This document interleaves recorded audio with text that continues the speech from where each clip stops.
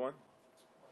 All across America, House Democrats and Senate Democrats are holding a Save Social Security Day of Action.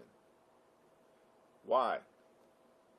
Social Security here in New York City and across the country faces an unprecedented assault, the likes of which have not been seen since 2005, when former President George W. Bush tried to privatize it. Donald Trump, Elon Musk, and House Republicans think that Social Security is a Ponzi scheme. Social Security is not a Ponzi scheme. It is an earned benefit. Hard-working New Yorkers pay into Social Security and have done so throughout their entire working life. They've earned their Social Security benefits, worked hard for their Social Security benefits, and deserve their Social Security benefits. It is unacceptable, unconscionable, and un-American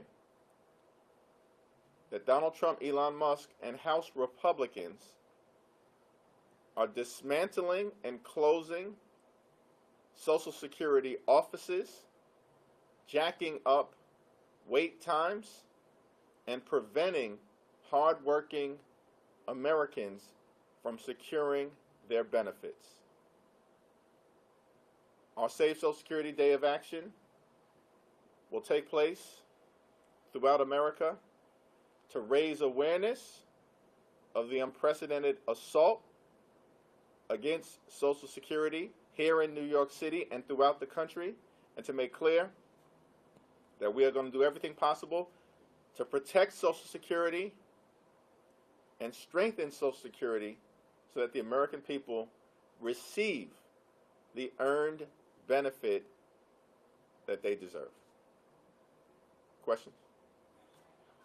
Mr. Leader, I spoke to a couple of your Republican colleagues before I left Washington who criticized your position that Democrats are protecting Social Security, quote, as we know it. They say Social Security as we know it has a possibility of not being solvent in a few years, which is why they propose raising the retirement age, all of the other reforms that I'm sure you're well aware of. What's your response to Republicans? What's your response to Americans out there who are looking at some of these reforms and are concerned about the solvency of the program going forward?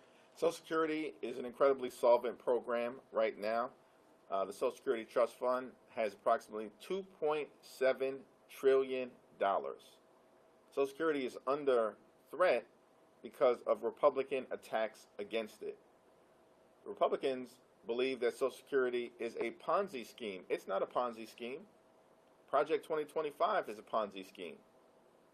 And the fact that they are trying to manufacture this notion of widespread waste, fraud, and abuse is the tell as it relates to Republican efforts to dismantle Social Security as we know it. And one more, if I can.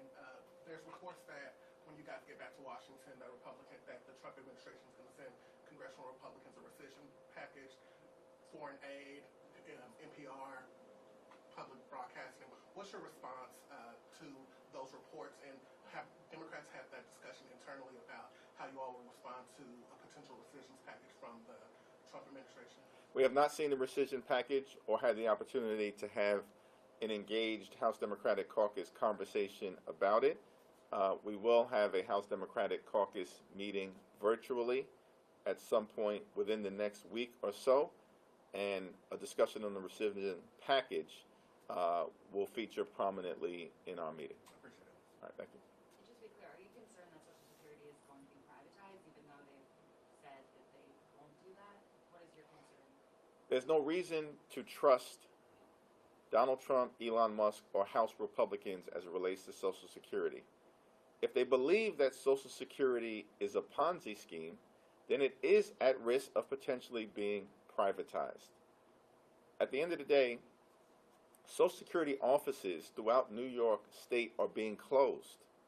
Wait times are skyrocketing, and people are being denied access to their hard-earned benefits.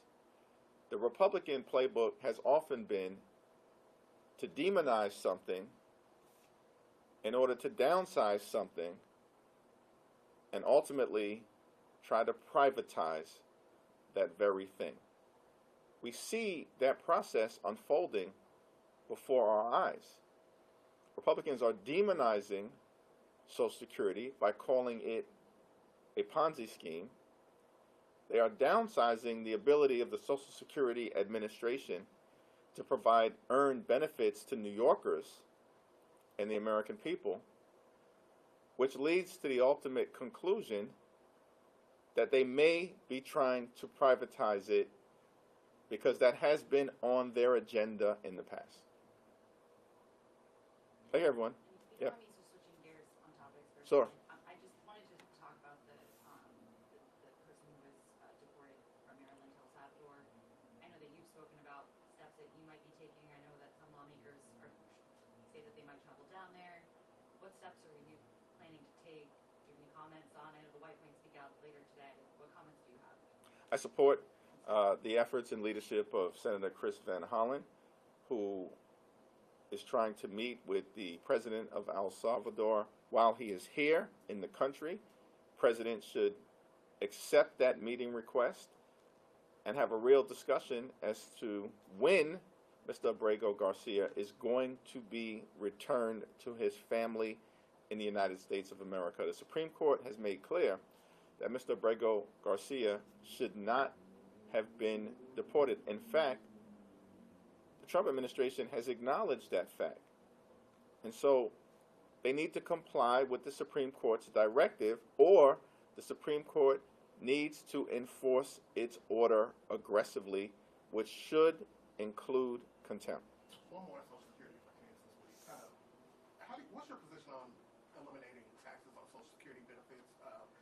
Some independent estimates say it would cost over 1.4 to 1.6 trillion over the next decade. It's a promise that Trump made over the campaign trail. Some of your Republican colleagues are trying to figure out how to make the math work and reconciliation. What's your position on eliminating taxes on Social Security benefits? It's a reasonable proposal to consider, but it has to be done in a bipartisan way. All right? Thank you, everyone. Thank you.